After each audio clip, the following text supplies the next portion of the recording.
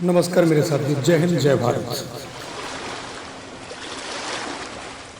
हम युवा कई बार अपने जीवन में कोई लक्ष्य तो ले लेते हैं, लेकिन लक्ष्य लेने के बाद जैसी समस्याएं सामने आती हैं, हम अपना लक्ष्य और गोल बदल देते हैं और हम परेशान हो जाते हैं। हर बार अपना हम लक्ष्य बदलते हैं। मेरे साथियों, हमें अपने इस लक्ष्य के प्रति जिद्दी होना पड़ेगा, जुनूनी होना पड़ेगा। मेरे साथियों, जागो, हम देश के युवा कहलाते हैं। हम इस देश के युवा हैं। अगर आप हम इस तरह लक्ष्य से हारेंगे तो आने वाला समय हमारे लिए भयानक हो जाएगा। लक्ष्य नहीं बदलना है। मेरे साथियों, हमें अपने लक्ष्य को प्राप्त करने के लिए तन मन धन, जीत और मेहनत और लगातार प्रयास करना है।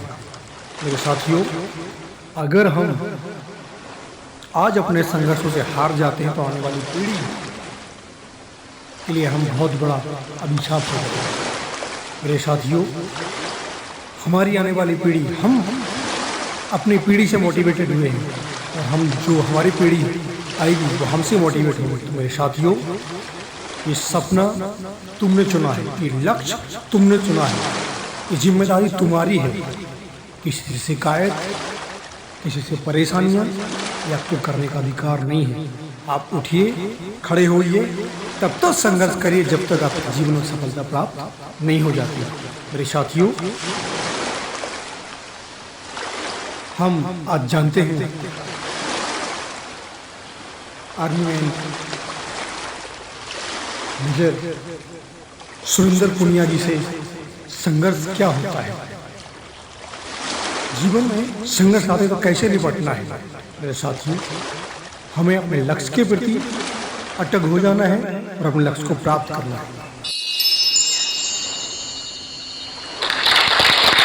जय हिंद दोस्तों।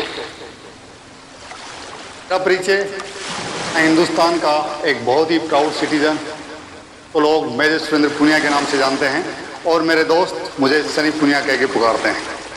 दोस्तों, मेरी कहानी राजस्थान के किसान परिवार से शुरू होती है।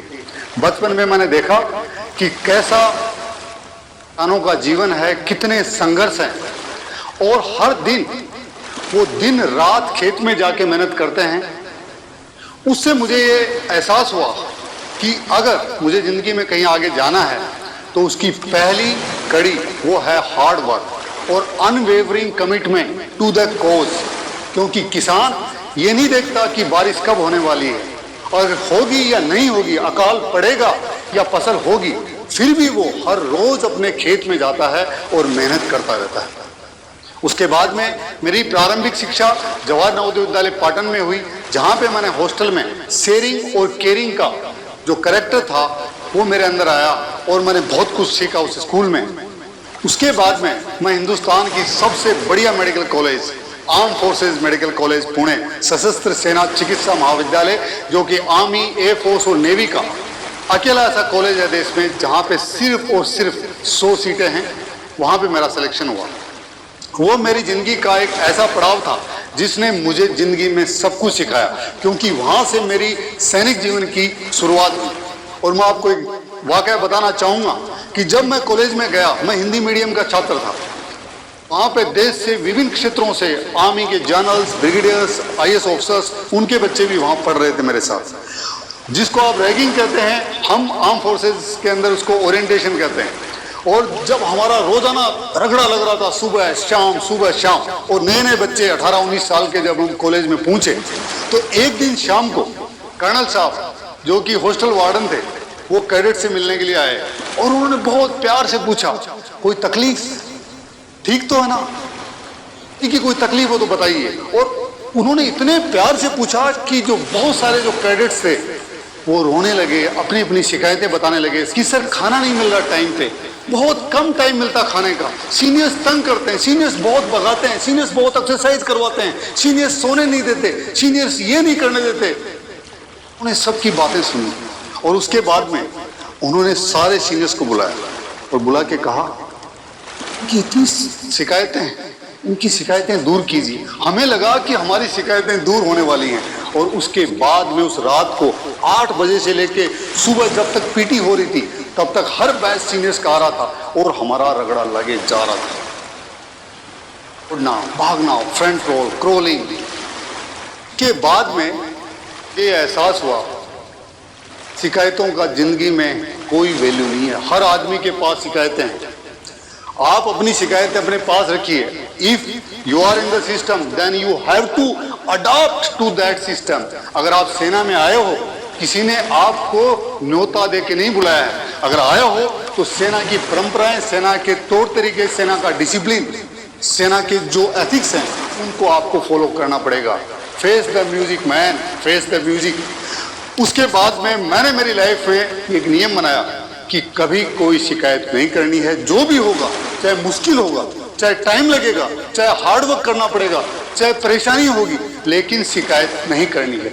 दोस्तों, कॉलेज में रहते हुए मैं जूनियर आर्मी चैंपियनशिप खेला, यूनिवर्सिटी खेला, मैंने कॉलेज के लिए मेडल जीते। और एक बार मेरे एक सीनियर ने कहा कि तुम नेशनल खेल के आ गए हो, तुम आर्मी चैंपियनशिप खेल के आ गए हो, तुमसे कॉलेज के रिकॉर्ड नहीं टूटे। क्योंकि मेरी कॉलेज के आर्मी के जो रिकॉर्ड थे वो 1968 के थे, और जिन्होंने बनाया था वो सारे के सारे नेशनल चैंपियन थे। मैंने गांठ बांध ली कि इस कॉलेज से मैं तभी निकलूंगा जब मैं ये रिकॉर्ड दूंगा। मैंने 3 साल लगातार मेहनत की। आर्मी ने मेरे लिए कोचेज प्रोवाइड किए, बेस्ट से बेस्ट कोचेज आर्मी ने, मेरे सीनियर्स ने। और उसके बाद में मैंने 99 में 10,000 मीटर क्रॉस कंट्री, 5,000 मीटर के जो 38 साल पुराने रिकॉर्ड थे वो तोड़ दिए। एक रिकॉर्ड बच गया। उससे मुझे ये भी एहसास हुआ कि दुनिया में सब कुछ आप नहीं कर सकते हैं। कुछ चीज़ें ऐसी भी होती हैं जो आपके बस की नहीं है, चाहे आप कितनी भी जान लगा दें, तो उसके लिए आपको हताश नहीं होना चाहिए। दोस्तों, उसके बाद में मैं आर्मी में कमीशन हुआ और मैंने मेडिकल ऑफिसर्स बेसिक कोर्स, जो यंग ऑफिसर्स का कोर्स है, वो किया। उसमें मैंने अल्फा ग्रेडिंग ली, कोर्स टॉप किया। करने के बाद में वहाँ पे कमांडर थे ब्रिगेडियर केबीबी सिंह, वो पैराशूट रेजिमेंट के थे। उन्होंने मुझसे पूछा कि बेटा तू क्या पैराशूट रेजिमेंट में जाना चाहेगा। दोस्तों, मैं आपको बताना चाहूँगा कि 18 लाख की भारतीय सेना के अंदर सिर्फ और सिर्फ 8,000 सोल्जर्स और ऑफिसर्स सिर्फ पैराशूट रेजिमेंट और स्पेशल फोर्सेज में होते हैं। वही लोग जिन्होंने सर्जिकल स्ट्राइक की थी और पाकिस्तान को बताया कि हमारी औकात क्या है, पाकिस्तान को उसकी औकात बताई थी, वही स्पेशल फोर्सेज। ये मेरे लिए एक सपना था। मैं कॉलेज से जब मैं मेरे सीनियर्स को देखता था जो मैरून कैप लगाते थे, जो छाती के ऊपर बलिदान का बैच लगाते थे, कि मैं कभी इस रेजिमेंट में जाऊंगा।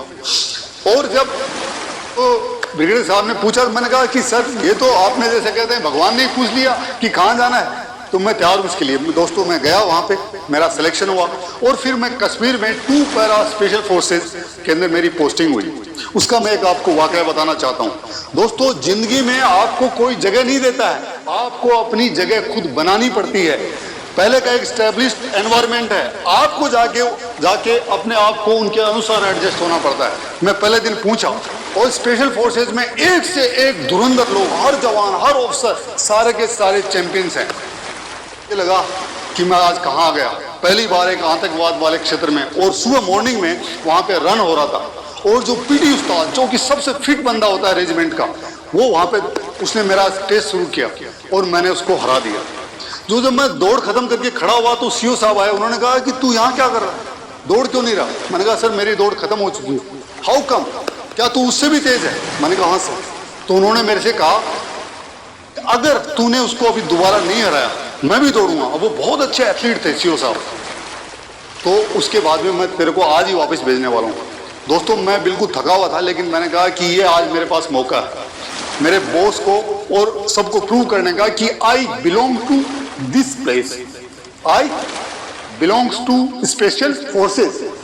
मैंने जस्ट 15 मिनट का टाइम लिया। मैंने कहा सर आइए मैं दौड़ता हूँ। मैंने सीओ साहब और उस्ताद के साथ में फिर दौड़ा और मैंने फिर हराया। और मेरे सीओ साहब ने मेरे को कहा कि चलो ऑफिस में चल, और उन्होंने वहीं पे एक बड़ी ट्रॉफी है रेजिमेंट की, जो वार में जीती हुई ट्रॉफी है। 1971 में जब हमने पाकिस्तान के 2 टुकड़े किए, वो ट्रॉफी मंगवाई उन्होंने। उसमें उन्होंने वीर से भर दिया और जो कैप थी मेरी उन्होंने उसमें डाली। उन्होंने कहा कि चलो you belongs to this place. उसके बाद में मेरी जर्नी में मुझे कभी भी ऐसा एहसास नहीं हुआ कि मैं इस जगह से बिलोंग नहीं करता हूँ। दोस्तों, एक वाकया मैं आपको और बताना चाहूंगा कि फौज क्या क्या सिखाती है आपको। एक दिन कश्मीर में अनंतनाग में हमारी यूनिट ने 3 टेररिस्ट मारे और शाम के टाइम अचानक जनरल साहब का मैसेज आया कि उस एरिया में दोबारा पेट्रोलिंग पे जाना है। लेकिन वहां पे जो लोकल पुलिस के जो डीएसपी थे, एक नए ऑफिसर थे, वो उन्होंने कहा कि वो हमारे साथ जाएंगे। तो मैं चल रहा था और मेरे एक सीनियर थे, वो मेरे साथ चल रहे थे, Karanveer Singh, great officer, great team commander, बहुत ही जोशीले व्यक्ति, बहुत कुछ सीखा मैंने उनसे। तो हम साथ में चल रहे थे, आगे 2 बड़ी, फिर सर चल रहे थे और उसके बाद में 2 लोग और जो पुलिस के जो डीएसपी साहब थे, मैं उनका नाम नहीं लूंगा, बहुत अच्छा आदमी है वो, लेकिन गलतियां हर आदमी से होती हैं दोस्तों। वो चल रहे थे, उनके साथ में उनका बड़ी और उनके पीछे मैं चल रहा था।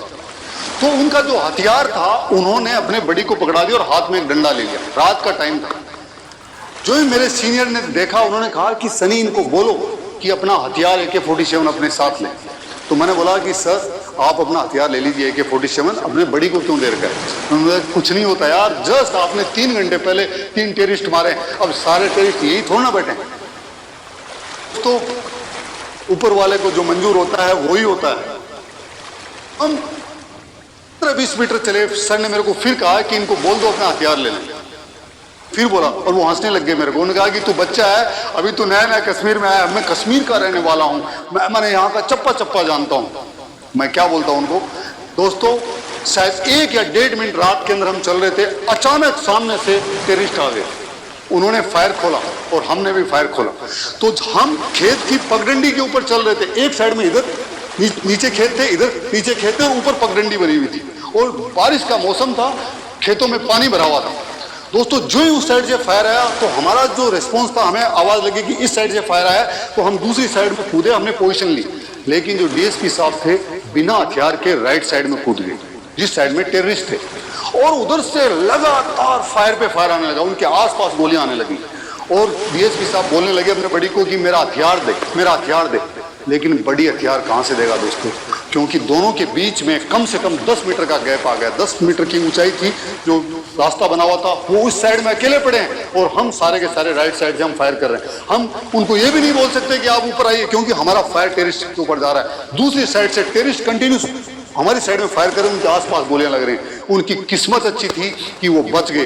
कुछ देर बाद में टेररिस्ट भाग गए वहां से, और जब वो वापस आए तो मेरे सीनियर ने, सारे जनरल साहब सब आए, उन्होंने कहा कि क्या हुआ, फायर में क्या क्या हुआ। तो मेरे को कहा कि सनी, जाके आप इस ऑपरेशन के बारे में बताओ, प्लानिंग ऑफ दिस ऑपरेशन।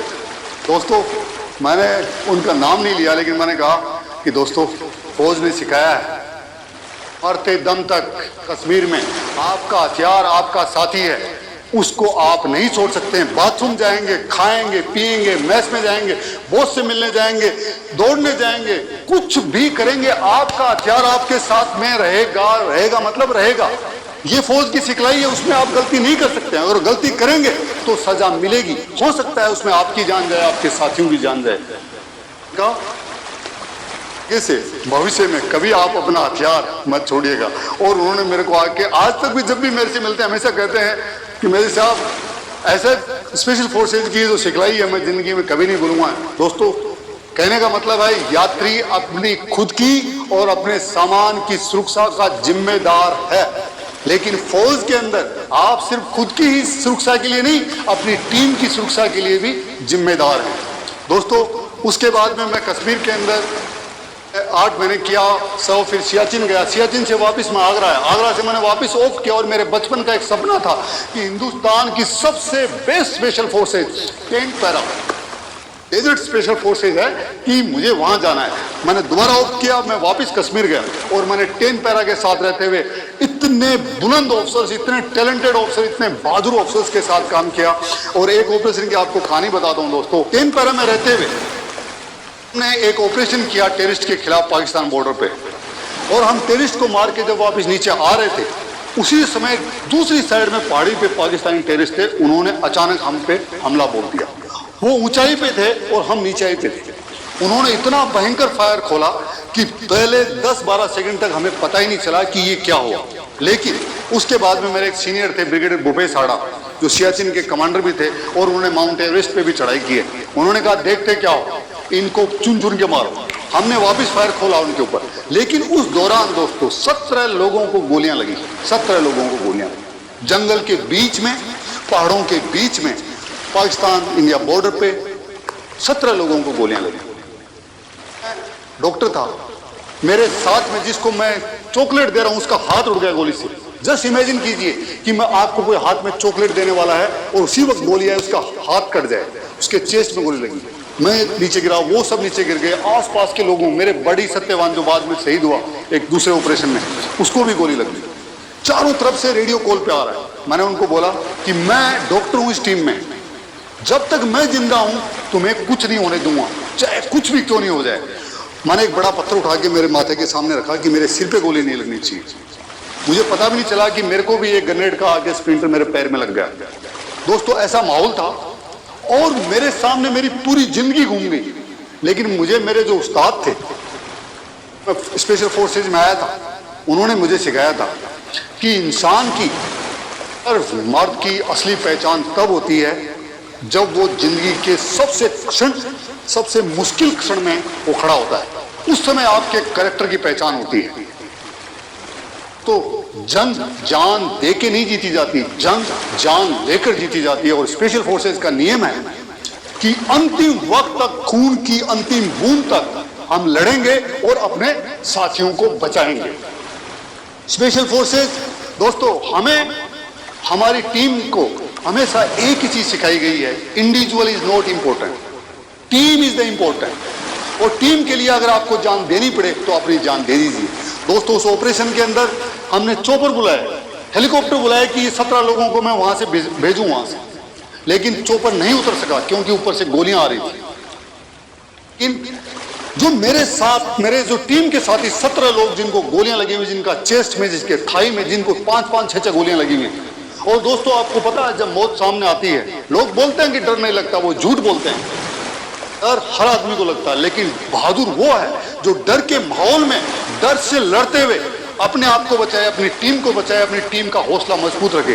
दोस्तों मुझे पता था कि अगर मैंने हिम्मत हार दी, मैं हिम्मत हार गया, तो शायद यहाँ पे किसी की जान जा सकती है। मैंने उनको बोला मत कीजिए ना, मेरे पास जितनी आईवी फ्लूइड्स हैं, सब कुछ है, मैं सब लगा दूंगा और मैं आपको 92 बेस हॉस्पिटल पहुंचाऊंगा। हिंदुस्तान का वो हॉस्पिटल आर्मी का जहां पे जिस व्यक्ति को गोली लगी और अगर समय पे पूछ गया तो वो आज तक जिंदा है और हमेशा जिंदा रहता है। I salute to all those my seniors doctors जो ऐसा अच्छा काम कर रहे हैं कश्मीर के 92 बेस हॉस्पिटल में। दोस्तों जो जूनियर जिसको चेस्ट में गोली लगी, उसको पता नहीं था कि उसको चेस्ट में गोली लगी। अचानक जब वहां से आवाज आई, उसने बोला कि सर मेरे दिल में गोली लगी। मैंने बोला दोस्त दिल लेफ्ट साइड में होता है, ये तो राइट साइड में लगी है, तू जिंदा रहेगा। और साथियों मैंने सबको जिंदा बचाया। जो वहां से मैं वापस आया, मुझे पता नहीं था कि मेरे पैर में ग्रेनेड का एक स्प्लिंटर घुस गया, लेकिन मुझे आज तक उस ग्रेनेड का जो दर्द है कभी भी नहीं हुआ, क्योंकि मुझे खुशी इस बात की है कि मैंने मेरी टीम के 17 जवानों को जिंदा बचाया और ऊपर से जो जिहादी पाकिस्तानी हम पे फायर कर रहे थे, हमने उनको भी नीचे गिराया और उनको भी भगाया। दोस्तों कहने का मतलब है कि वक्त हर आदमी की जिंदगी में आएगा, ये इतनी आसान नहीं है। अगर आपको सांसें दी हैं तो मुश्किलें भी आएंगी, लेकिन आपका असली चरित्र उस दिन सामने आएगा जब आपके साथी, आपका परिवार, आपका देश, आपकी टीम मुसीबत में है और उस समय आप क्या कर रहे हैं। अगर उस दिन आप उनके साथ खड़े हो गए तो आप जैसा बहादुर, आप जैसा चरित्रवान, आप जैसा राष्ट्रभक्त, आप जैसा साथी, आप जैसा यार, आप जैसा प्रेमी और आप जैसा बेटा है, बेटी नहीं है दुनिया में कोई। साथियों इसके अंदर मैं आपको चीज और बोलूंगा, जिंदगी में सारे सपने पूरे नहीं होते हैं, किसी के नहीं होते। भगवान कृष्ण के नहीं हुए, श्री राम के नहीं हुए, हनुमान जी के नहीं हुए, जो हमारे परमवीर चक्र विजेता हैं उनके नहीं हुए, डॉक्टर कलाम के नहीं हुए। मैंने उनके साथ काम किया, उनके भी सपने पूरे, उनका सपना था कि वो भारतीय सेना में जाए, वो राष्ट्रपति बन गए, साइंटिस्ट बन गए, लेकिन वो सपना पूरा नहीं हुआ। तो याद रखना, कुछ सपनों के मर जाने से जीवन नहीं मरा करता, सपनों के मर जाने से जीवन नहीं मरा करता। और कितनी गगरियां टूटी पनघट पर अभी भी चहल पहल है उस पर। कितनी कश्तियां, लाखों कश्तियां डूबी समुद्र में, फिर भी चहल पहल है समुद्र पे। सपनों के मर जाने से जीवन नहीं मरा करता। आप लगे रहिए अपने लक्ष्य में दोस्तों, अपने परिवार की, अपने दोस्तों की, अपनी टीम की हिफाजत कीजिए, हमेशा राष्ट्र को सबसे ऊपर रखिए, अपने आप को स्वस्थ रखिए।